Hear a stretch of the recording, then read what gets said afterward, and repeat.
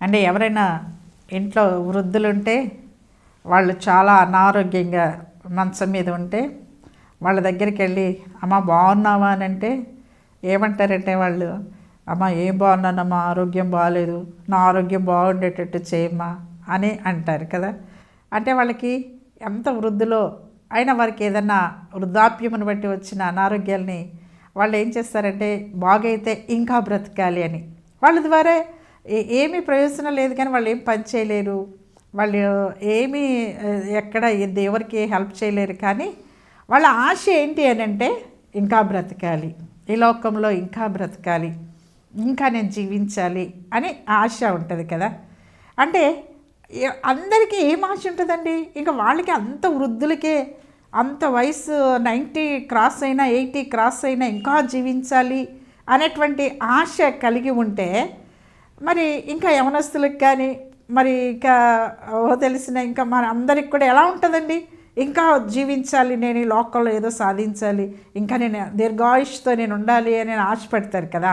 అవునండి, ఒక్క సంవత్సరం దేవుడు మనకి ఇచ్చాడు అని అంటే అది నిజంగా అది దయనే కదా, దేవుని యొక్క దయనే, దేవుని యొక్క కృపనే మనం ఆ విధంగా జీవిస్తూ ఉన్నాము అని అంటే. అందుకనే కీర్తనల గ్రంథం 11వ వచనంలో దేవుడి మాట అంటారు, ఏమంటారు, సంవత్సరమును నీ దయా కిరీటమును ధరింప చేసి ఉన్నావు అని అంటారు. మనకు ఒక్క సంవత్సరం గడిచిందంటే ఆ సంవత్సరాన్ని ఒక దయా కిరీటముగా దేవుడు మనకి ఇచ్చారండి. చాలామంది ఏం చేస్తారంటే మరి బర్త్డే వచ్చిందంటే ఒక సంవత్సరం గడిచిపోయిందంటే కృతజ్ఞత కూడిక పెట్టుకొని దేవుణ్ణి స్తుతిస్తారు, ఆ సంవత్సరం అంతా కాపాడినందుకు దేవుణ్ణి స్తుతిస్తూ ఉంటారు. అవునండి, ఖచ్చితంగా మనం స్తుతించాల్సిందే. ఆయుష్ పెరిగే కొంది ఇంకా ఆయుష్ పెరగాలి, ఇంకా నేను బ్రతకాలి అనేటువంటిది చాలామంది మనం కోరేటువంటి అందరికి కూడా అదొక ఆశ. అవునండి, మనకు ఆయుష్ 70 సంవత్సరాలు, అధిక బలం ఉంటే 80 సంవత్సరాలు అంటాడు దేవుడు కదా. అయితే మనకు ఆ దీర్ఘాయుష్ ఎలా వస్తుంది, మనం ఎలా దీర్ఘాయుష్తో మనం బ్రతకాలి అని అంటే దేవుని వాక్యాల్లో దేవుడు మనకు కొన్ని సూచనలు ఇచ్చారు. నువ్వు ఈ విధంగా చేస్తే నీకు దీర్ఘాయుష్ వస్తుంది అని దేవుడు కొన్ని మాటలు మనకు చెప్పారు. అవి ఏంటో మనం చూద్దామా? రండి, బైబిల్లో మనం కొన్ని మాటలు చూసుకుందాం. సామెతల గ్రంథం 3వ అధ్యాయం 1-2 వచనాలు చదువుతున్నా. నా కుమారుడా, నా ఉపదేశమును మరువకము, నా ఆజ్ఞలను హృదయపూర్వకముగా గైకొనుము, అవి దీర్ఘాయువును సుఖ జీవముతో గడుచు సంవత్సరములను శాంతిని నీకు కలగచేయును అంటున్నారు. ఇక్కడ 3 మాటలు దేవుడు చెప్తూ ఉన్నారు. దేవుడు ఉపదేశం ఇచ్చినప్పుడు, దేవుడు మరి సందేశం ఇచ్చినప్పుడు ఇప్పుడు దేవుడు మాట్లాడుతూ ఉన్నారు, నేను కాదు మాట్లాడేది. దేవుడు ఏమైతే చెప్పమన్నారో ఆ మాటలు మీకు చెప్తూ ఉన్నా. దేవుని యొక్క ఉపదేశం ఒక భక్తుల ద్వారా, సేవకుల ద్వారా, కాపర్ల ద్వారా, ప్రాఫిట్స్ ద్వారా దేవుడు ఇస్తూ ఉంటారు, తన వాక్యము ద్వారా మాట్లాడతారు. దేవుడు ఏదైతే ఉపదేశం ఇస్తారో ఆ ఉపదేశాన్ని మరవద్దు, దాన్ని విడిచిపెట్టి ఇప్పుడు వింటున్నావు నువ్వు వాక్యము, దాన్ని వెంటనే మర్చిపోవద్దు, దాన్ని మరవద్దు అంటున్నాడు. దేవుని యొక్క ఉపదేశాలని నీ హృదయంలో నువ్వు పెట్టుకోవాలని దేవుడు ఇష్టపడుతూ ఉన్నారు. అలా నువ్వు ఆ ఉపదేశాన్ని, దేవుని యొక్క మాటల్ని, దేవుని యొక్క వాక్యాన్ని, మంచి సందేశాన్ని నీ హృదయంలో నువ్వు దాచుకుంటే మర్చిపోకుండా ఆ సందేశ ప్రకారం ఇప్పుడు మనం హృదయంలో పెట్టుకున్నామంటే ఏంటి, వాక్యానుసారంగా మనం నడుస్తాం అన్నమాట, వాక్యానుసారంగా మనం జీవిస్తాము, వాక్యముతో మనము మిళితమైపోతాం. కాబట్టి మనము దేవుని యొక్క ఉపదేశాన్ని మరవద్దు అని దేవుడు చెప్తూ ఉన్నారు. ఎప్పుడైతే మరవకుండా దేవుని ఉపదేశాన్ని వింటూ మన హృదయంలో భద్రపరుచుకుంటామో అప్పుడు ఏమవుతుంది అని అంటే మనకు చూడండి, ఇక్కడ 3 మాటలు ఉన్నాయి. నా ఆజ్ఞలను హృదయపూర్వకముగా గైకొనము అంటాడు. ఆజ్ఞలను హృదయపూర్వకంగా గైకొంటే, ఉపదేశాన్ని మరవకుండా ఉంటే ఏమవుతుందంటే అవి దీర్ఘాయువును అంటాడు. దీర్ఘాయువు, ఆయుష్ వస్తుంది. ఎట్లాంటి ఆయుష్ వస్తుంది? దీర్ఘాయువు ఇస్తాడట. దీర్ఘంగా ఎక్కువ సంవత్సరాలు ఈ లోకంలో బ్రతకటానికి దేవుని యొక్క ఉపదేశము, దేవుని యొక్క ఆజ్ఞలు మనకు మన జీవితంలో పనిచేస్తాయి. అవునండి, దేవుని యొక్క ఉపదేశము నువ్వు విన్నట్లయితే, ఆజ్ఞలు నువ్వు గైకొన్నట్లయితే ఖచ్చితంగా దీర్ఘాయుష్ వస్తుంది. ఎందుకంటే దేవుని యొక్క ఉపదేశం నీ దగ్గర ఉంది కదా, నీ హృదయంలో ఉంది కదా. నువ్వేం చేస్తావు? నోరు తెరిస్తే దేవుని యొక్క వాక్యం చెప్తావు, నోరు తెరిస్తే హృదయంలో నుంచి ఆయన ఉపదేశము ఇంకొకళ్ళకి నువ్వు చెప్తావు కదా. అంటే అప్పుడు దేవునికి ఉపయోగకరంగా నువ్వు ఉంటావు కదా, దేవునికి ఉపయోగకరమైనటువంటి సాధనంగా నువ్వు ఉంటావు కదా. అందుకని ఆయన ఆజ్ఞలను పాటించు, గైకును, దేవునికి ఉపదేశాన్ని మరవద్దు అంటాడు. నీ హృదయం నుండి ఆయన ఉపదేశం ఉంటే నువ్వేం చేస్తావంటే నోరు తెరిస్తే ఎవరితోన్నా కానీ ఆ మాటలు ఏం చెప్పాలి, హృదయం నిండి దాన్ని బట్టి నోరు మాట్లాడుతుంది. కాబట్టి ఆయన యొక్క ఉపదేశం ఇంకొకరికి చెప్పి వాళ్ళు కూడా దేవునిలోనికి రావడానికి, యేసయ్య దగ్గరికి రావడానికి ఆ ఉపదేశం పనికొస్తుంది. కనుక నేను ఒక సాధనంగా ఉపయోగించుకుంటాడు కాబట్టి ఆయన నీకు దీర్ఘాయుష్ ఇస్తాడు. హల్లెలూయా. ఊరక దీర్ఘాయుష్ కావాలంటే నువ్వు ఉండి ఏం ప్రయోజనం? ఒక తల్లిదండ్రులకు చాలా తాగుబోతు కుమారుడు ఉన్నాడు అనుకో, చాలా బ్యాడ్ నేమ్ తెస్తున్నాడు అనుకో, వాళ్ళ తల్లిదండ్రులకు విసుగుపుట్టి ఏం చేస్తారంటే మనం ఈ మధ్యలో చాలా చూస్తున్నాం న్యూస్లో, తల్లిదండ్రుల పిల్లల్ని చంపేస్తున్నారు. ఎందుకంటే వాళ్ళ యొక్క బ్యాడ్ ప్రవర్తన బట్టి, చెడు ప్రవర్తన బట్టి వాళ్ళు చంపేస్తున్నారండి, పిల్లల్ని చంపేస్తున్నారు. ఎందుకు? కన్న బిడ్డల్ని ఎందుకు అలా అంత కఠోరంగా ఎందుకు చంపాల్సి? వాళ్ళ మనసు అంతా విరిగిపోయినట్లుగా ఉంటుంది కదా. వాళ్ళ చెడు ప్రవర్తన బట్టి వాళ్ళ బ్యాడ్ నేమ్ తీసుకొస్తున్నారు కాబట్టి వాళ్ళని చంపేస్తున్నారు. చంపేసి వాళ్ళు కూడా జైలుకి వెళ్ళిపోతున్నారు. అవునండి, నీవు దేవుని యొక్క ఉపదేశాన్ని విన్నట్లయితే, దేవుని యొక్క ఆజ్ఞలను గైకొన్నట్లయితే ఆయన మాటలు నీలో ఉంటాయి కాబట్టి అనేకులకు నువ్వు దేవునికి మంచి పేరు తెస్తావు. అనేకులకు ఆ ఉపదేశాన్ని చెప్పడం ద్వారా దేవునికి మంచి పేరు తెస్తావు. కనుక దేవుడు ఇంకా నిన్ను అదీర్ఘాయుష్ ఇచ్చి ఏం చేస్తాడంటే ఇతరులకు ప్రయోజనకరంగా నిన్ను ఉంచుతాడు. హల్లెలూయా. అది దాంట్లో సీక్రెట్ అనమాట. దేవుని ఉపదేశాన్ని మనం అంగీకరించట్లా, అది సీక్రెట్ అనమాట. దీర్ఘాయువుని ఇస్తాడట. రెండవది ఏమిస్తాడంటే సుఖ జీవనము ఇస్తానంటున్నాడు. సుఖముగా, అంతకంటే ఇంకేముందండి? నేను సుఖంగా ఉండాలి, రోజు నా బిడ్డలు సుఖంగా ఉండాలి, ఏ శ్రమ రాకూడదు అంటారు కదా. అవునండి, నువ్వు సుఖంగా ఉండాలి అని అంటే, సుఖ జీవనము నువ్వు గడపాలి అని అంటే దేవునికి ఉపదేశాన్ని వినాలి, ఆయన ఆజ్ఞల్ని నువ్వు గైకొనాలి అని దేవుడు మాట్లాడుతున్నారు. అలా గడపట్లేదు కనుక, గైకొనట్లేదు కనుకనే ఈ శ్రమ, ఈ బాధ నీకు వస్తుంది, ఈ కష్టము నీకు కలుగుతోంది అని దేవుడు ఇక్కడ మాట్లాడుతున్నారు. ఒకటి దీర్ఘాయువుని ఇస్తాడు, రెండవది సుఖజీవనం ఇస్తాడు, మూడవది ఏంటంటే శాంతిని కలుగచేస్తాను అని అంటున్నాడు. నీకు అంతకు మనశ్శాంతి. నాకు ఎన్ని ఉన్నాయి, నా ఇంట్లో ఏమి కొరత లేదు, కానీ మనశ్శాంతి లేదు. నా భర్త తాగుబోతు, నా బిడ్డ తాగుబోతు, నా బిడ్డ తిరుగుబోతు, నాకు ఈ పిల్లలతో మనశ్శాంతే లేదు. అవునండి, మనశ్శాంతి కావాలి అంటే నీ ఇంట్లో దేవుని యొక్క ఉపదేశం ఉండాలి, నీ యొక్క హృదయంలో దేవుని యొక్క ఉపదేశం ఉండాలి. హల్లెలూయా. ఆ ఉపదేశం ఎలా వస్తుంది? వినటం వలన విశ్వాసం కలుగును. నువ్వు ఒకవేళ చదువు లేకపోతే విను, దేవుని వాక్యాన్ని విను. లేదా నువ్వు చదువుకోగలవా? దేవుని వాక్యాన్ని బాగా చదువు, పదే పదే దేవుని వాక్యాన్ని మననం చేసుకో. ఖచ్చితంగా దేవుని యొక్క ఉపదేశం నీలో ఉంటే నీ ఇంటిలో సమాధానం ఉంటుంది, నీ హృదయంలో సమాధానం ఉంటుంది. కనుక 3 మాటలు దేవుడు ఇక్కడ చెప్తూ ఉన్నారు. నీకు దీర్ఘాయుష్ వస్తుంది, రెండవదిగా నీకు సుఖజీవనం వస్తుంది, మూడవదిగా ఏమొస్తుందంటే శాంతి నీకు కలుగుతుంది అని చెప్తున్నాడు. హల్లెలూయా. అక్కడే సామెతల గ్రంథం 3వ అధ్యాయం 13వ వచనాన్ని మనం చూసినట్లయితే, జ్ఞానమును సంపాదించిన వాడు ధన్యుడు, వివేచన కలిగిన నరుడు ధన్యుడు అంటున్నాడు. జ్ఞానమును, దానితో పాటు ఏం చేయాలంటే నువ్వు దేవుని యొక్క జ్ఞానమును సంపాదించు. ఇహలోక జ్ఞానం కాదు, మనుషుల జ్ఞానం కాదు, దయ్యపు జ్ఞానం కాదు. మనం ఏం సంపాదించుకోవాలంటే అక్కుపత్రం చూస్తాం కదా, పైనుంచి వచ్చేటువంటి జ్ఞానం మనం సంపాదించుకోవాలి. ఎప్పుడైతే పైనుంచి వచ్చేటువంటి జ్ఞానం మనం సంపాదించుకుంటామో అప్పుడు సులభంగా అది ఏం చేస్తుందంటే ఆ జ్ఞానము దేవుడు ఏదైనా చెప్తే వెంటనే దేవుని యొక్క మాటలకు లోబడుతుంది, ఆ హృదయం లోబడుతుంది, ఆ మనస్సు లోబడుతుంది. ఆ జ్ఞానము దేవుని యొక్క వాక్యాన్ని విన్న వెంటనే అవును నేను అది చేయలేదు కదా, నేను అది చెయ్యాలి కదా, అవును ఇది దేవుడు మాట్లాడుతున్నాడు, ఇది విడిచిపెట్టాలి కదా, ఇది విడిచిపెడతాను అని వెంటనే ఏం చేస్తుందంటే దేవుని మాటలకు లోబడుతుంది, ఆ హృదయం లోబడుతుంది. కనుక దేవుని యొక్క జ్ఞానమును సంపాదించుకోవటానికి మనము అన్నీ అమ్మివేసి జ్ఞానమును సంపాదించుకో అంటాడు దేవుడు. కాబట్టి దేవుని యొక్క జ్ఞానమును సంపాదించుకోవాలంటే దేవుని యొక్క మాటలు మనము గైకొనాలి, దేవుని యొక్క ఆ వాక్యాన్ని మనము గైకొనాలి. హల్లెలూయా. ఇక్కడ దేవుడు ఇక్కడ మాట్లాడుతున్నారు, జ్ఞానము సంపాదించిన వాడు ధన్యుడు, వివేచన కలిగిన నరుడు ధన్యుడు. అక్కడ 14వ వచనం చూస్తే, వెండి సంపాదించుట కంటే జ్ఞానము సంపాదించుట మేలు, అపరంజి సంపాదించుట కంటే జ్ఞానము సంపాదించుట మేలు. అపరంజి సంపాదించుట కంటే జ్ఞాన లాభము మేలు అంటున్నాడు. జ్ఞానము నీకేం చేస్తుందంటే లాభము తెచ్చిపెడుతుందంట. అది మేలుని సమకూర్చుతుందంట. రండి అక్కడ 15, 16 వచనాలు చదివితే, పగడముల కంటే అది ప్రియమైనది, నీ ఇష్ట వస్తువులన్నీ దానితో సమానములు కావు. దాని కుడి చేతిలో దీర్ఘాయువును, దాని ఎడమ చేతిలో ధన ఘనతలను ఉన్నవి. జ్ఞానముని ఎందుకు సంపాదించుకోమంటున్నాడు? దేవుని యొక్క జ్ఞానాన్ని దేవుడు అని అంటే, దేవుడి దగ్గర ఎంతో గొప్ప జ్ఞానం ఉందండి. జ్ఞానం ఉంది దేవుని దగ్గర. జ్ఞానము కొదువుగా ఉంటే నన్ను అడుగు అన్నాడు యాకోబు పత్రిక 1:5. మనము ప్రభువా నాకు జ్ఞానమేనైనా, ఆత్మీయమైన జ్ఞానమేమైనా నువ్వు అడుగు. శారీరకంగా నువ్వు చదువుకునే బిడ్డవైతే అయ్యా నా జ్ఞానమేనైనా చక్కగా చదువుకోవటానికి అడుగు. దేవుడు చక్కగా జ్ఞానమునిచ్చేటువంటి వారిగా ఉన్నారు. ఆత్మీయ జ్ఞానమును మనం సంపాదించుకోవటానికి, పరలోక జ్ఞానమును సంపాదించుకోవటానికి మనము దేవుని మాటలు వినాలి, దేవుని వాక్యాన్ని ధ్యానం చేయాలి, దేవుని సన్నిధిలో మనం గడపాలి. ఆ విధంగా నువ్వు జ్ఞానాన్ని సంపాదించుకుంటే ఏమవుతుందో తెలుసా? ఇక్కడ ఏమంటున్నాడో చూడండి. పగడముల కంటే అది ప్రియమైనది. అది అని అంటే జ్ఞానము ప్రియమైనదట. నీ ఇష్ట వస్తువులన్నీ దానితో సమానమైనవి కావు. నీకు ఏదైనా ఇష్టమైంది లోకంలో నీకు ఉన్నదేనంటే దానితో ఈ జ్ఞానం, పరలోక జ్ఞానము సమానమైనది కానే కాదు అంటాడు దేవుడు.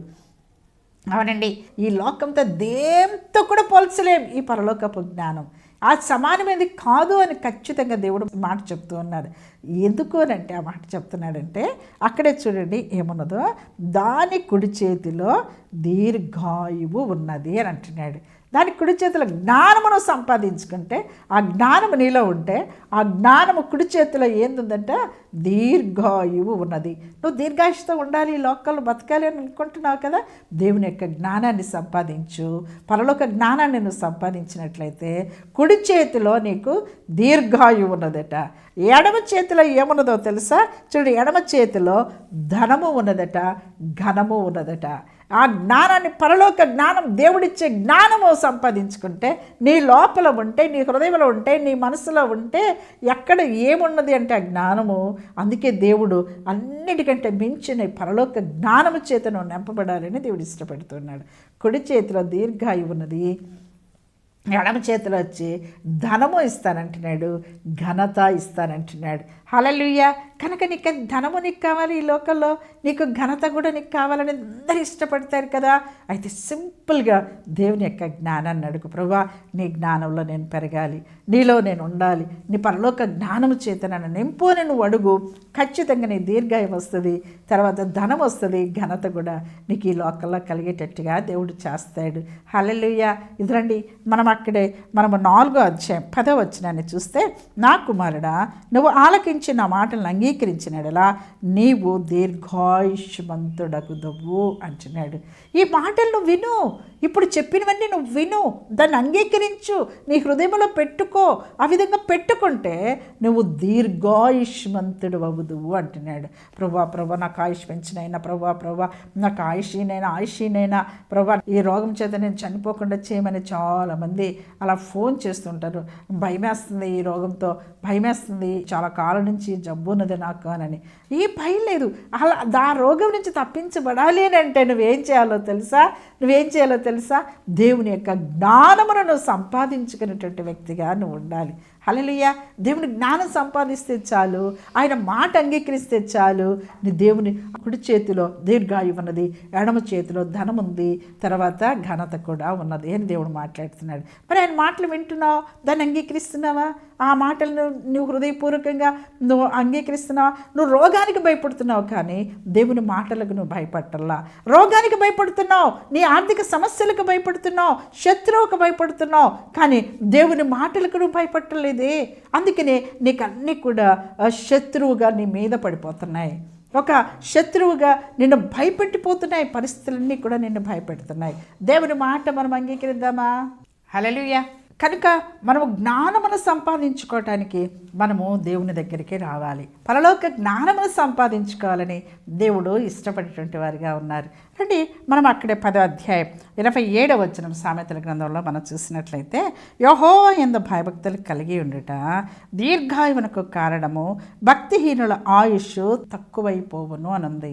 అవునండి, యెహోవా యందు భయభక్తులు కలిగి ఉండాలని దేవుడు మాట్లాడుతున్నారు. భయము, భక్తి రెండు ఉండాలి. భక్తి ఒకటి ఉంటే చాలు. ఆదివారం ఒక్కటే మరి బైబిల్ ఇట్ట పట్టుకొని ఎంతో భక్తిగా మనం ప్రార్థనకి వెళ్తాం కదా, ఎంతో భక్తిగా బైబిల్ పట్టుకొని ఈరోజు ఆదివారం వెళ్ళాలి అని చాలామంది భక్తిగా వస్తారు. సోమవారం నుంచి ఏం చేస్తారండి, తిరిగి వాళ్ళ పనుల్లో భయంకరమైనటువంటి లోకంలో జీవిస్తారు.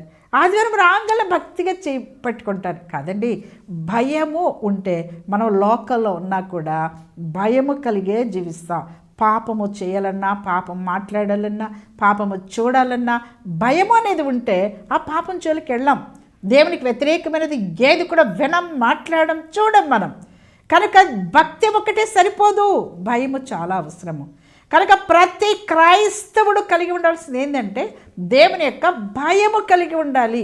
ఎప్పుడైతే భయము భక్తి ఒకటి ఉంటే కుదరదు.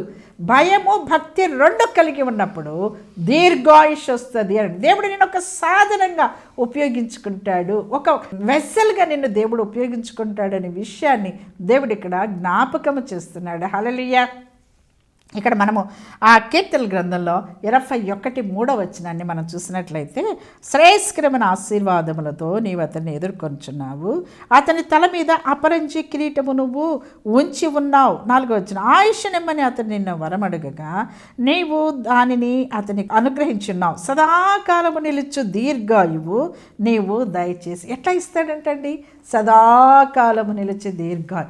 దావీదు అడుగుతున్నాడండి, దేవా ఎన్ని కష్టాలు కదా దావీదుకి వచ్చింది, ఆయన దేవుణ్ణి వదిలిపెట్టిపోయాడా?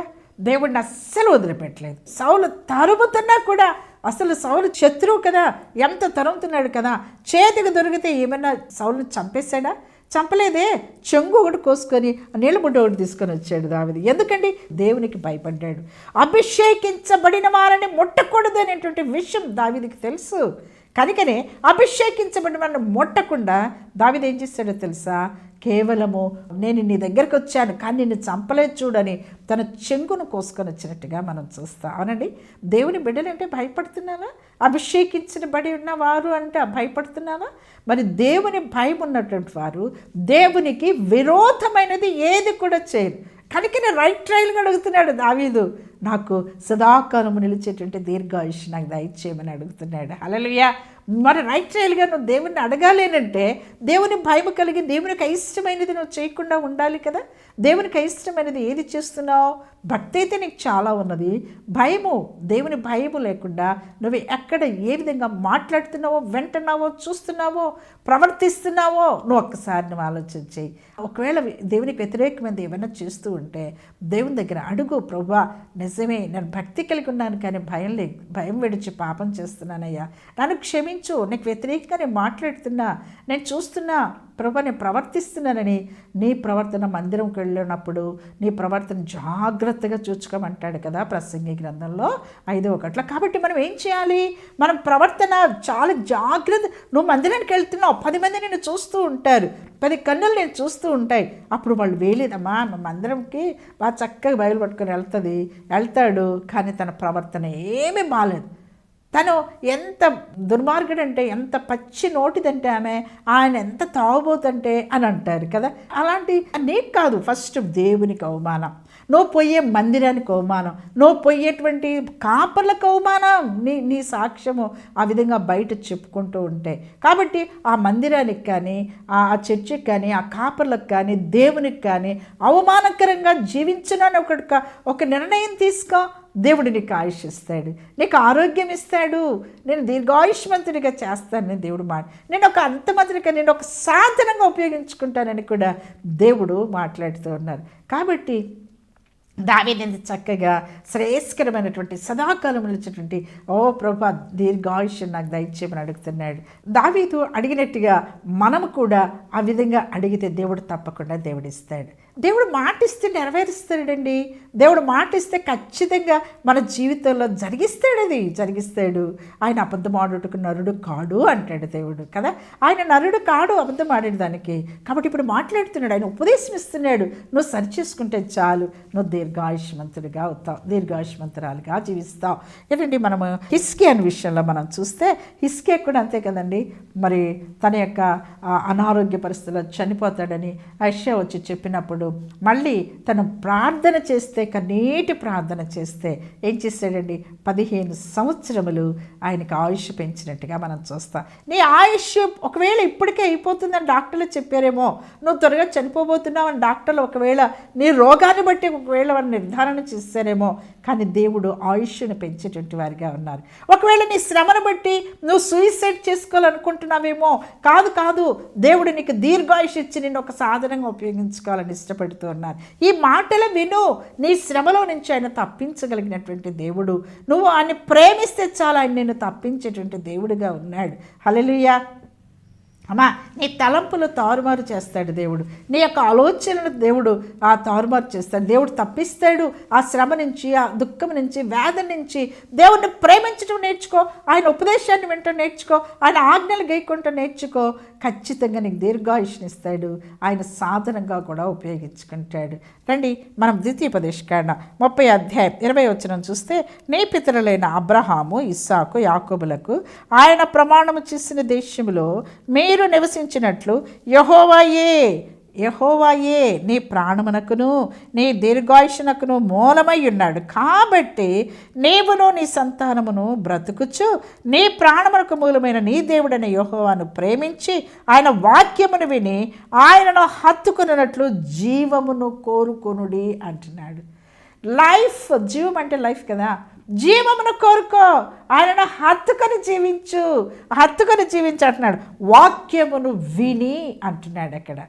నీ ప్రాణమునకు మూలాధారము ఎవరు అనంటే ప్రభువైన యేసుక్రీస్తే. నీకు ఆయుష్నిస్తుంది ఎవరు అనంటే ప్రభువైన యేసుక్రీస్తే. నీకే కాదు, నీ కుటుంబము కూడా, నీ సంతానమును కూడా మూలాధారం ఎవరు అనంటే ప్రభువైన యేసుక్రీస్తే, దేవుడే.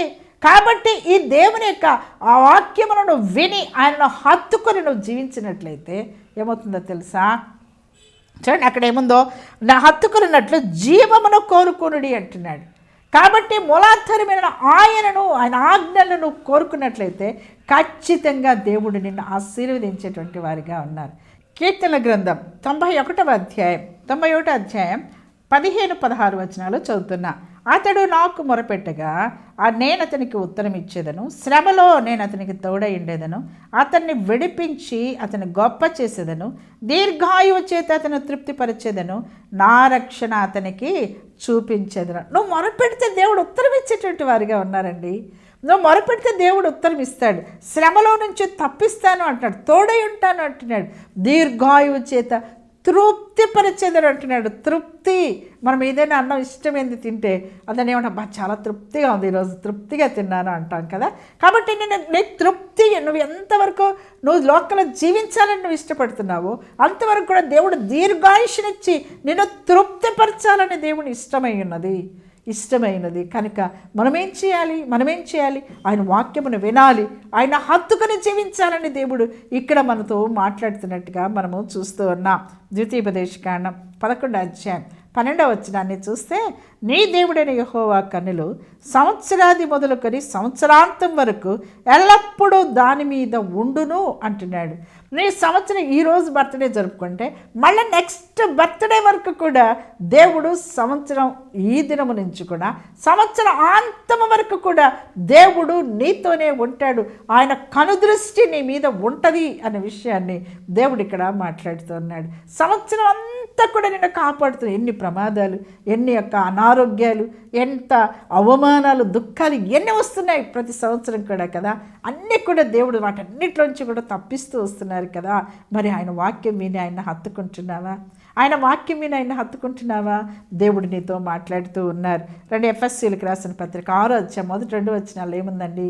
నీ తల్లిదండ్రులను ప్రేమించు, నీ తల్లిదండ్రులను సన్మానించు, నువ్వు సన్మానించినట్లయితే నీకు దీర్ఘాయుష్యం కలుగుతుందని దేవుడు అక్కడ మాట్లాడుతూ ఉన్నారు. అలాగే ద్వితీయోపదేశకాండం 5వ అధ్యాయం 33వ వచనం చూస్తే, కాబట్టి మీరు కుడికే కానీ ఎడమికే కానీ తిరుగక మీ దేవుడైన యెహోవా ఆజ్ఞాపించినట్లు చేయుటకు జాగ్రత్త పడవలెను. మీరు స్వాధీనపరుచుకొనబో దేశంలో మీరు జీవించుచు మేలు కలిగి దీర్ఘాయుష్మంతులగునట్లు మీ దేవుడైన యెహోవా మీకు ఆజ్ఞాపించిన మార్గములన్నిటిలో నడుచుకొనవలెను. ఎంత చక్కని, మీరు ధ్యానం చేయండి ఇవి చక్కగా.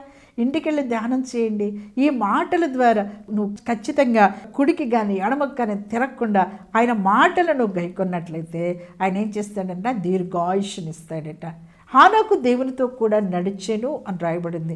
అవునండి, నువ్వు దేవునితో కూడా ఆయన మాటలతో కూడా నువ్వు నడిచినట్లయితే దీర్ఘాయుష్ వస్తుంది. నీకు ఆయుష్ ఎక్కువ కాలం ఈ లోకంలో బ్రతికి ఉండాలి అని నీకు ఇష్టం ఉంది కదా, నేను నా భార్య కోసం బిడ్డల కోసం బ్రతకాలి అనుకుంటావు. అంతకంటే ముందుగా దేవుని కోసం నువ్వు బ్రతుకు, నా భర్త కోసం బిడ్డల కోసం బ్రతకాలి అంటావమ్మా. నువ్వు దేవునికి ఇష్టంగా నువ్వు బ్రతుకు, ఖచ్చితంగా నీకు దేవుడు ఆయుష్ ఇస్తాడు, ఆరోగ్యం ఇస్తాడు. ఆ విధంగా చేయటానికి పరిశుద్ధాత్మ దేవుడిని ఎదుట ఉన్నాడు. మరి ఆయన అంగీకరిస్తావా? ఆయన మాటలు అంగీకరిస్తావా? ఆయనతో నడవటానికి నువ్వు తీర్మానం చేసుకుంటావా?